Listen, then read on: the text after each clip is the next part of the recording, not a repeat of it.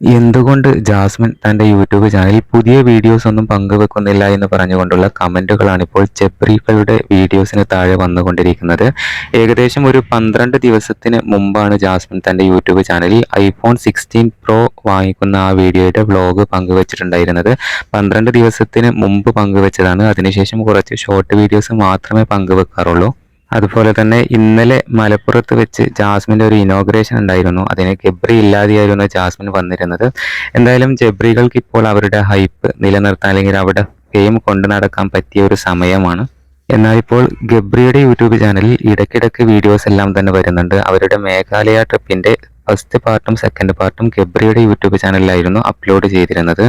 Short videos ആയാലും reels ആയാലും ഇൻസ്റ്റഗ്രാമിലായാലും യൂട്യൂബിലായാലും അവരിടുന്ന videos എല്ലാം തന്നെ വളരെ പെട്ടെന്ന് വൈറലാകുന്നുണ്ട്. പുതിയ പുതിയ അപ്ഡേറ്റുകൾക്ക് ചാനൽ മറക്കാതെ സബ്സ്ക്രൈബ് ചെയ്യൂ.